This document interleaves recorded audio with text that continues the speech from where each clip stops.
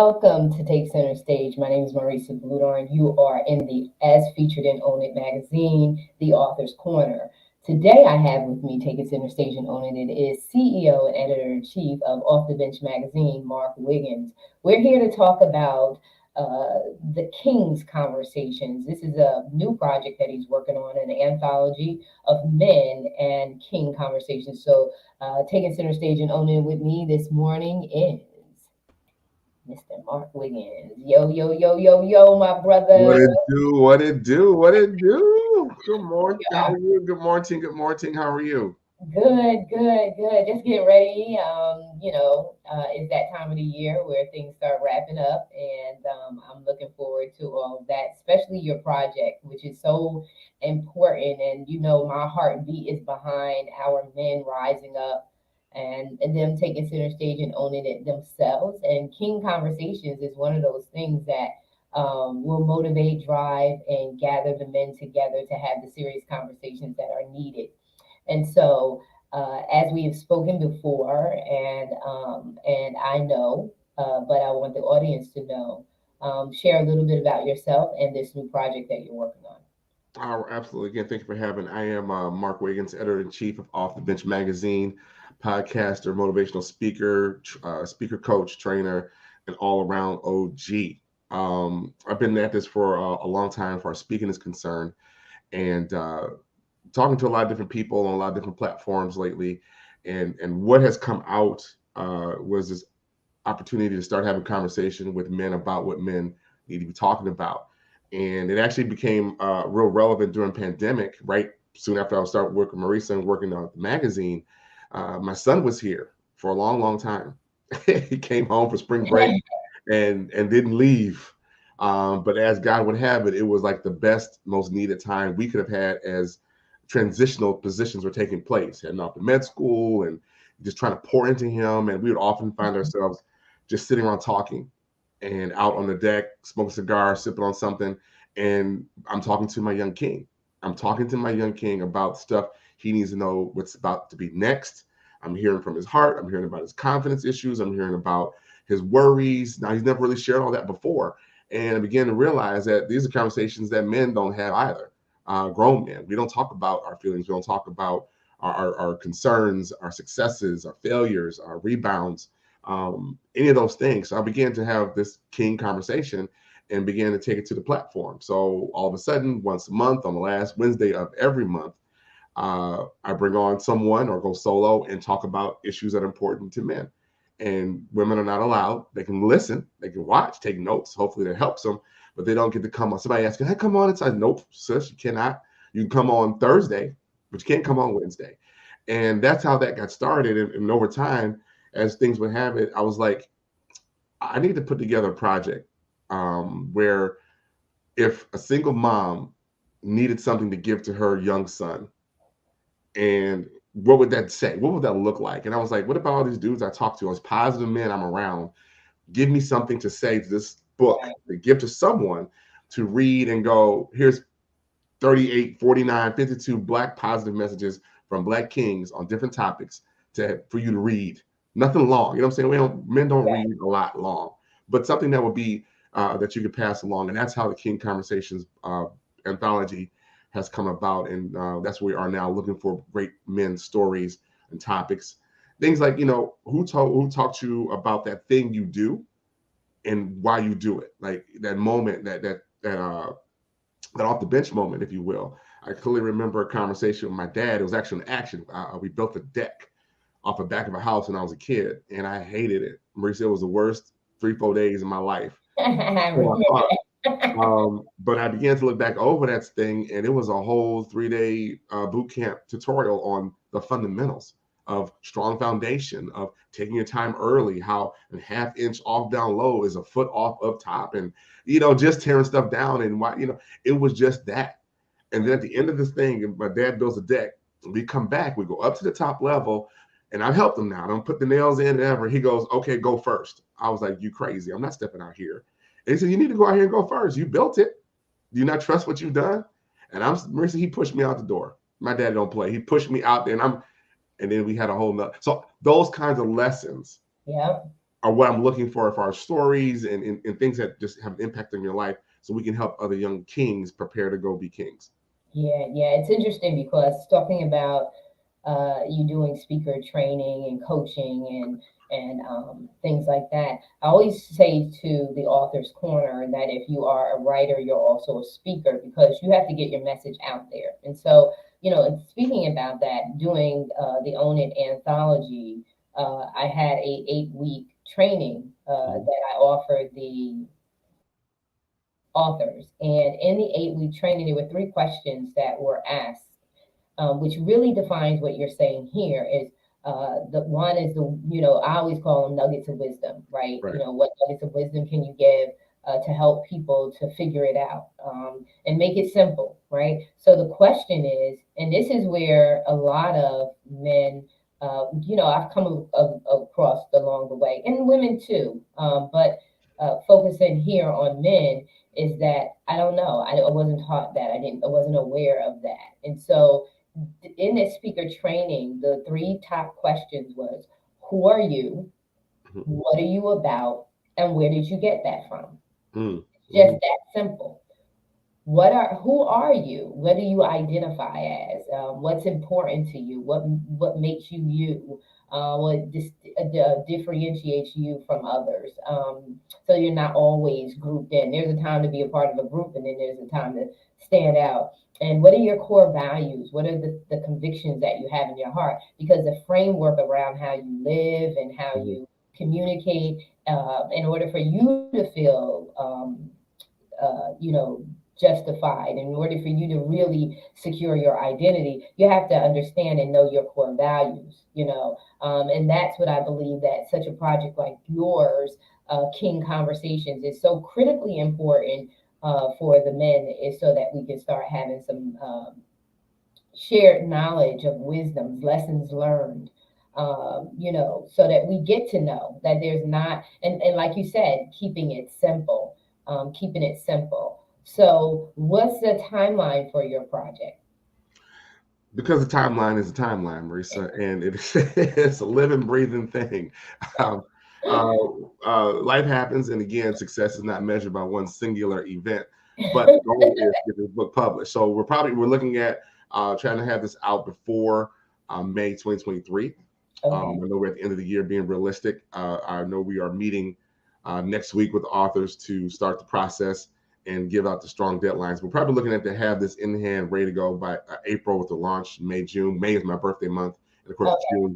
June is Father's Day. Yeah. Less than 24 hours with no food buffets like during Mother's Day, but that's another discussion. Oh, So yeah, I be going hard on that one. yeah. I know. You're very good with that. Yeah, so that's what's the timelines. We're looking at getting, because I know how, again, I speak and I'm not a writer, but I have to. So I understand. And you're asking people who necessarily don't write for a living, who may be interested in doing something new. The Yeah. speakers that I train are that speaker. Well, you come off stage, they go, "Oh my God, I've always wanted to speak. I don't know where to start." That's who I tend to work with the most. And I love it, pulling their messages out of them, putting it into an ordered form. And they go, "Did I say that?" And I said, "You've been saying that. I've heard it Yeah. several times out of you. Now let's organize it so we can produce it and get it out here, get your message on platform." So that's easy. There's just tips and tricks. If you're not a writer, do what I do. I used to write every article for the magazine we first started. Marie, some of it banging it away, banging it away. That's because I had time, Hmm. and now I don't. I record and transcribe it. I send it off, comes back in less than a day. I edit it up and it's done. Still my words, still my writing. I just didn't Right. have time to do it. So there's things you can do Yeah. to get this project done with your phone and a recorder. And in 5 6 minutes, I'll give you, we're maxing around 1,000 1,200 words. And I speak fast. So in 4 or 5 minutes, I got 1,000 words in, which is probably a Yeah. little bit too fast. But Yeah. anyway, um, that's what we're looking for. This is not complicated. It's not. It's not complicated at all. When you relax. My one thing that my mom taught me before she left out of here was, Marissa, relax, because the intensity of the situation lessens when you relax. You're Mhm. able to see clearer. Your body relaxes, and so you're able to come up with a strategy and not get stuck. You can see some opportunities. And she said that to me in childbearing. I was in labor. And she said, Marisa, when you relax, the intensity of the pain lessens. And that's what we have to think about when we feel like something new, a new skill that we're going to learn is going to be too much for us. Just chill, relax, and look at the process. Look at how it's getting done, and then figure it out from there. But never, ever, talk yourself out of um, Mm-mm. stretching yourself and because you'll look back and say, "Oh my God, I do that with," you may not always feel like that about writing. It's just about. I believe that everything that we do is about our own personal perspective. If you Mm-hmm. think of it as hard, it's hard for you. It's not hard. It's not necessarily hard, but it'd be hard for you because as Mm-hmm. a man thinketh, so is he. And so I think that if we begin to train ourselves in a different way, to say, "Oh yeah, I can get that done." It may take a challenge, but how many skills have you learned later on in life and said, "Oh my God, I'm actually doing this." Exactly, exactly. It's just a process. And again, for those who have that thing on their heart and you don't know what to do with it, you've been challenged and charged with doing something with the interactions. You wake up one morning, you go, I spent a lot of time talking to young men about stuff. Marissa, I slipped into 55 and all of a sudden I became the OG in the room. I'm like, where did everybody go? Where was that old sage in the corner? And all of a sudden I became the You sage. are it. I was like, wait, my coach used to say, listen, there's always one spaz in the room. If you don't see one, it's probably you. That's what he You would always say. So I'm like, oh, wow. So all of a sudden, people start coming with questions, and I find myself surrounded by, even at my job, I get these young men come through the door, and where I work is so high profile that you just can't look any old kind of way at my cash wrap. You just cannot, because at any moment, literally, the president can walk through the door and has. The heads of state walk through the door and have. And they look at us, and it's a store run by majority black people, and the director's black, and this and the third, and you up here looking like who did it. No, sir. No, no, no. Let's have a conversation, because what they fail to realize, they're auditioning Yes. from their stage because they're servicing people and they're watching it, right? They don't say a word. But all of a sudden you go apply for a job and someone comes back to me and says, what about so-and-so? Yeah. Right? Been watching them. Or they start conversation, hey, listen, when you get your clearance together, come see me. It happens Right. all the time. And I tell them that. I said, I'm here to help you go next level. However, there's a few things you got to learn to do. Yeah. And Yeah. when they leave, one guy just came back to me. He left, and I had this open door policy. Just be honest with me. I know you're not gonna stay here forever, but just be honest. So he wasn't really forthcoming. And he left, went somewhere, didn't work out. All of a sudden, he called me back. We had to have a conversation. I said, I got issues, and I had some feelings about that. So we Wow. dealt with it, and I'm more than welcome to have him come back, because he sounds a whole lot different, and he recognized that training opportunity helped him. So as a king, that's what we're supposed to be doing. There's a lot of Yeah. people out there who are doing just like me. I know they're out there, and I want those are the stories I want to be able to share with him. I'm going to give this young man this book and go, here, read this, sir. In his Yeah. mid to late 20s. You know what I'm saying? Yeah, and a simple read, like you said, because everyone's busy. But I had someone say to me, I had asked them to do a book review for me, and they were like, "Well, I don't read," and I was like, "Oh my God, I would never say that." However, you have to have it simple enough, and we have to take the time to invest in ourselves. If we don't know, then there's literature out there all over. You can Google whatever. There is at this stage no excuse anymore. You've got to find that go-to mentor. Like I have Yep. mentors that don't even know they're my mentors, that I just watch their speeches, I just watch their activities outside of the realm of speaking, not just inside speaking, but what have they been doing along the way that are the unseen things Mm-hmm. from the regular public. But those are the people that teach me and speak into my spirit. And you said something earlier. There's something in you that has to get out. And I believe that's in all of us unless we allow it to go dormant, right? Mm-hmm. So we were put here on a purpose. Core values are your convictions. They are the very thing that say, oh, this is right with the world. And oh my God, this is so amazing. And then they say, this is what's wrong with the world. And this is not sitting well with me. And what could I do to change it? So this is what writing, This is what speaking, this is what advocacy is all about. This is what is where your voice becomes an instrument and an opportunity, a tool, resource to make an impact on the world. And that starts with your core values. What makes you tick? What ticks you Mhm. off? These are the moments in which kings can actually speak to either other kings or upcoming kings, right? The Right. princes. Right. Um, so that I love this. And so those of you who are going to be chiming in or just chiming in, we are talking about the anthology, the men's anthology, King Conversations. We have the anthologist here, who is the editor-in-chief of Off the Bench magazine, Mark Wiggins. And he is sharing some insight into this project and what he's looking to accomplish with it. And Yeah. so it's incredible. This is the conversations that I feel like men are having, but we just don't know they're really having them. And then we don't get a chance to see them really having them, unfortunately, because most of the time when women are involved, it's either from the love relationship, right? Right.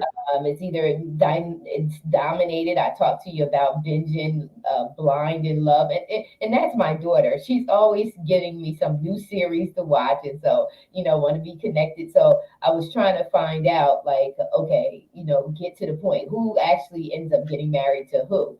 But most of the time, we look at our men from the lover's perspective, the wife's perspective, or that's my children's father's perspective. Hmm. So we don't really get a chance because those a lot of times are more hostile than cooperative. So we don't get a really chance to see you guys having such conversations that will benefit um, behavioral change. And that's what we really want from these conversations. We want better behavior. We want more peace. We want more health, mental health, emotional health, physical health to come out Right. of these conversations.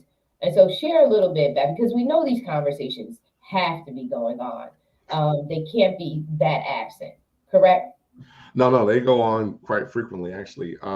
Sometimes brief, sometimes very at length.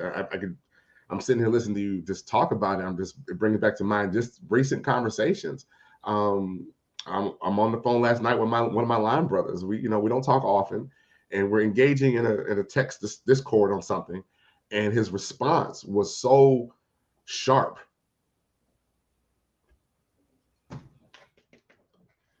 Bruh, not what I really said. What's wrong with you? And we had a whole conversation about the issue. We talked about it, but I said, that's not it. And we get into a deeper conversation. And now we're going because that's not who I know you to be. And when we take the moment, I did a whole King conversation on this probably, I think it was last month, about men asking the questions, are you okay? There's two parts. I'm going to ask the question, are you okay? And when asked the question, am I okay? I'm going to answer the question honestly. Yeah. I'm good. I'm good. No, no, you're not. No, you're not. Listen, you're not. And if nothing more than how you feel at that moment, like I'm tired, I'm just angry, this, that, third, and other, and you go, okay, bet. How can I support? And these conversations happen so quick and intensely, you'll miss them. Mm-hmm. You'll absolutely miss them. But when dealing with people who are separating now, and God has a way of sending us through stuff so we can go back and help other people. And that's your passion, Oh, you better right? if you have a giving heart and you have compassion and empathy for other people, you understand the truth and transparency and why that's so critically important to help them because it is to help them get through the process. Right. You're able to send, no more than you can bear, get you through, and you go back and talk about it. Or you at least can give some insight to something. When you're talking to a divorced man who, after 20 some odd years, is now on his, trying to find his way, and he just blowed, and you got to check on that brother because you know what it's like. You've been there. Or you're talking to someone who lost a parent, and you've been there. And so these things, your kids, I've become now the kid going to college expert. You don't send two kids to college, and here's the conversation. It's not necessarily about them dealing with the kids at college. It's them dealing with nobody home Yeah, that's true. and It's the adjusting. empty nest syndrome. And Empty then nest. right, empty nest syndrome and finding oneself again or just rediscovering or whatever they're on and the guilt or whatever behind it. Like, I still need to, them patterns are harsh. after 20 plus years of doing something over and over to recognize where we are. So yes, I look at my kings and I had these conversations. And sometimes I need a conversation to Yeah. remind me of some stuff, right? When I started the whole process, because what I didn't want to do, you said this just recently about when we are usually on, it's about relationships and whatever. Like that's all we got about us is relationship. What role we supposed to play? Who's the head of what, and who's supposed to do what, and who's paying for lunch? Who's got to always pay for lunch? I'm watching these dudes talk about it, but my friend, rest in peace, Kevin Samuels was on, and he was hot with it. He was hot with it. Everybody was just talking smack, and I didn't want to do that. I didn't want to come on and lead with relationships because I don't know if I'm ready to talk about it because it's going to get passionate, right? Have an opinion. But what I found to be more important before you have this relationship, bro, there's some stuff you need to fix. There's some stuff you need to deal with, right? There's some issues that you got to work on before we sit down and understand these conversations. And that's where, when the June issue came out, King, Get Your Crown.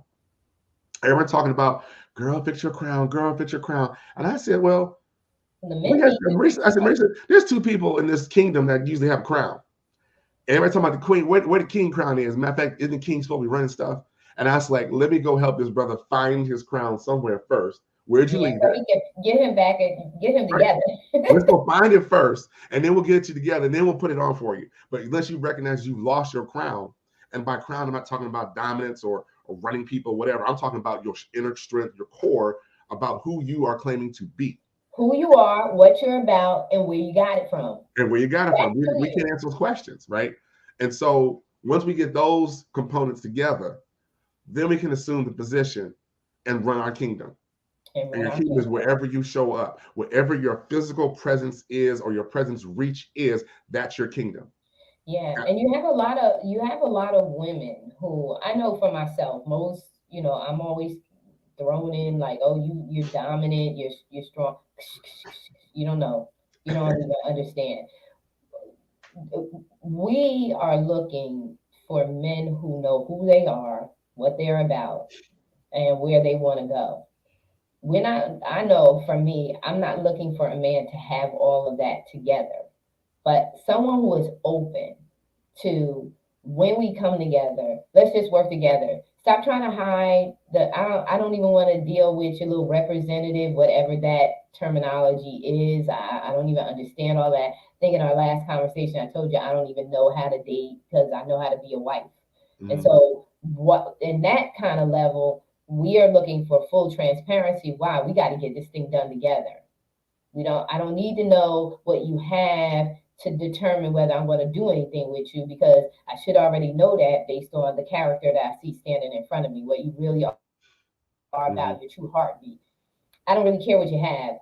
Just let me know what you have so I know what we're working with. I'll let you know what I have so you know what we're working with. And let's just figure it out together. I think that there are so many, people, men and women, who are just waiting for true transparency and a place where they can truly be themselves safely and move on with it. We got kingdoms to build, and kingdoms, that visions that God has given to each party is laying dormant because we can't get past the small-minded stuff. And the small-minded stuff is the pettiness.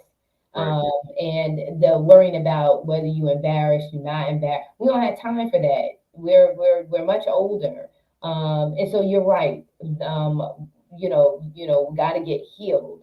And so that we can, and I'm excited about this project because I love you guys.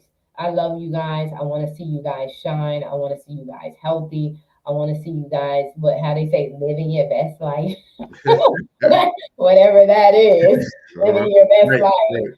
I want to see that happening because that makes me happy. I get happy where other people are truly, not falsely. I don't like faking it. I like true, authentic happiness, where you can see that the person is happy and free, and content where they are in life without a feeling of lack or failure. That they feel like, listen, I'm good with this right here. This I'm good with. And so these king conversations, and again, as we begin to close this half hour out, it's really about having those conversations. So talk to the audience.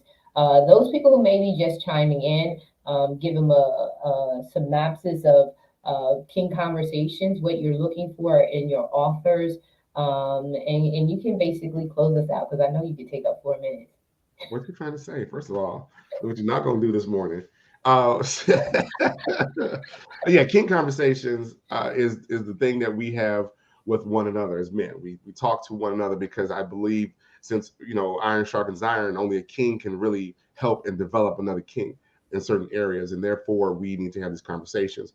Uh, the concept is simple: um, a topic, a area that you stand on. Say you believe in hard work, right? That's your thing, and you talk about the essence of hard work and what a life lesson that you've learned and how you applied it.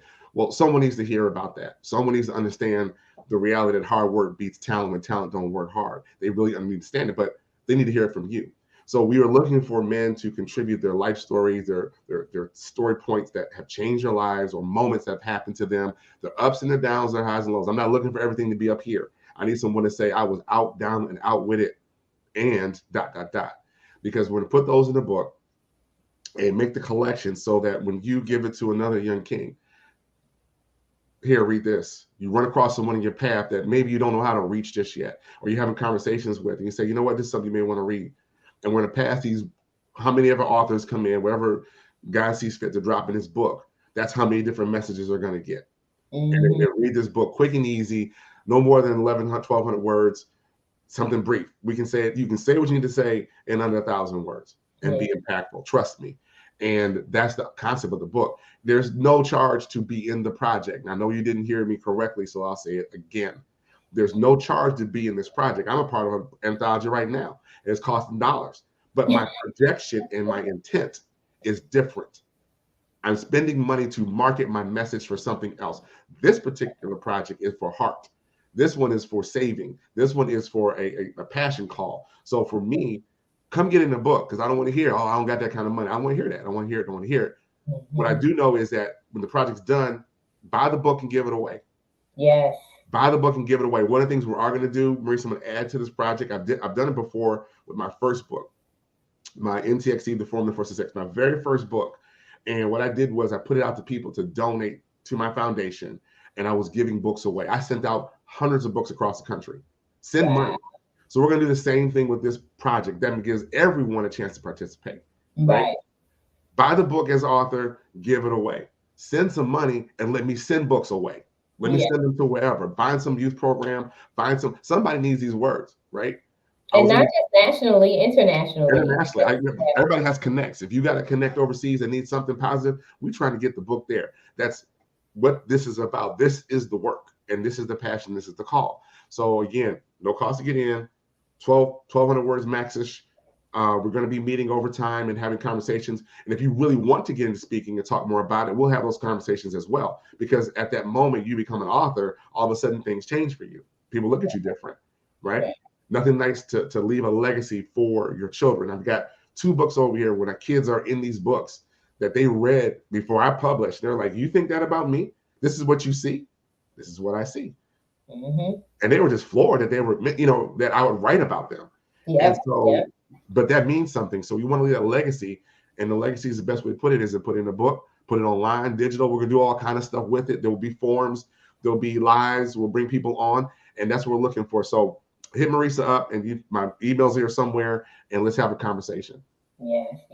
Awesome. So, ladies and gentlemen, that is King Conversations, the men's anthology. This is with me, editor-in-chief of Off the Bench magazine, Mark Wiggins, and we are super excited to be in the author's corner.